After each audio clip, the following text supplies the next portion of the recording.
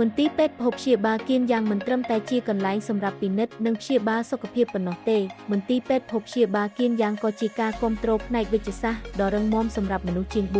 4.95 លានអ្នកនៅទូទាំងខេត្តខណៈពេលដែលក៏កំពុងថែទាំនិងព្យាបាលអ្នកជំងឺមកពីព្រះរាជាណាចក្រកម្ពុជានិងតំបន់ជិតខាងផងដែរ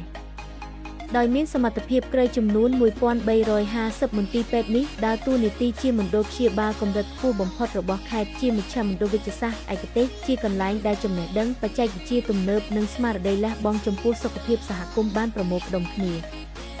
ពេញមួយការអភិវឌ្ឍរបស់ខ្លួនមន្ទីរពេទ្យនេះមានមោទនភាពចំពោះក្រុមបុគ្គលិកនិងបុគ្គលិកពេទ្យចំនួន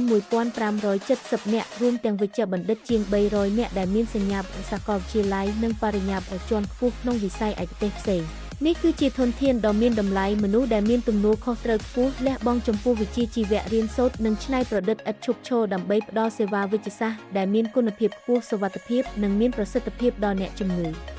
ជាមួយនឹងការវិនិយោគលើកន្លែងថ្មីធំទូលាយនិងទំនើបរួមជាមួយនឹងឧបករណ៍វិទ្យាសាស្ត្រទំនើបមន្ទីរពេទ្យភពព្យាបាលគៀនយ៉ាងកំពុងស្ទាត់ជំនាញបច្ចេកទេសឯកទេសជាច្រើនបន្តិចម្ដងដោយកែលម្អសមត្ថភាពវិនិច្ឆ័យនិងព្យាបាលរបស់ខ្លួនរួមចំណែកកាត់បន្ថយបន្ទុកលើមន្ទីរពេទ្យកម្រិតខ្ពស់និងបង្កើតលក្ខខណ្ឌសម្រាប់ប្រជាជនក្នុងការទទួលបានសេវាវិទ្យាសាស្ត្រដែលមានគុណភាពខ្ពស់នៅក្នុងតំបន់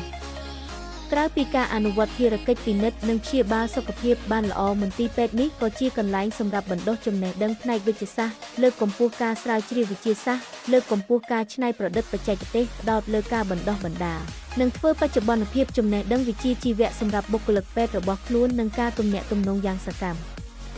ផ្ដល់ដំបូន្មាននិងបង្កើនការយល់ដឹងអំពីការថែទាំសុខភាពសម្រាប់សហគមន៍ការរីកចម្រើនផ្នែកវិជ្ជាជីវៈនីមួយគឺជាការបដិញ្ញាចិត្តចំពោះអនាគតការច្នៃប្រឌិតនីមួយគឺជាការខិតខំប្រឹងប្រែងសម្រាប់សុវត្ថិភាពនិងការពេញចិត្តរបស់អ្នកជំងឺដោយសម្លឹងមើលទៅអនាគតមន្ទីរពេទ្យភពព្យាបាលគៀនយ៉ាងបន្តបញ្ជាក់ពីគោលដៅរបស់ខ្លួនក្នុងការអភិវឌ្ឍប្រកបដោយចីរភាពដោយយកគុណភាពវិជ្ជាជីវៈជាមូលដ្ឋានប្រជាជនជាចំណុចកណ្ដាលនិងបច្ចេកវិទ្យាជាកម្លាំងចលករដោយខិតខំឥតឈប់ឈរដើម្បីក្លាយជាការគាំទ្រផ្នែកវិទ្យាសាស្ត្រដែលគួរឲ្យទុកចិត្តនិងអាចទុកចិត្តបានសម្រាប់ប្រជាជនខេត្តអានយ៉ាងនាពេលបច្ចុប្បន្ននិងអនាគតពេញមួយការអភិវឌ្ឍរបស់ខ្លួនមន្ទីរពេទ្យនេះមានមោទនភាពចំពោះក្រុមបុគ្គលិកនិងបុគ្គលិកពេទ្យចំនួន1570នាក់រួមទាំងវេជ្ជបណ្ឌិតជាង300នាក់ដែលមានសញ្ញាបត្រសាកលវិទ្យាល័យនិងបរិញ្ញាបត្រជាន់ខ្ពស់ក្នុងវិស័យឯកទេសផ្សេងនេះគឺជាធនធានដ៏មានតម្លៃមនុស្សដែលមានទំនួលខុសត្រូវខ្ពស់លះបង់ចំពោះវិជ្ជាជីវៈរៀនសូត្រនិងច្នៃប្រឌិតឥតឈប់ឈរដើម្បីផ្ដល់សេវាវិទ្យាសាស្ត្រដែលមានគុណភាពខ្ពស់សុវត្ថិភាពនិងមានប្រសិទ្ធភាពដល់អ្នកជំងឺ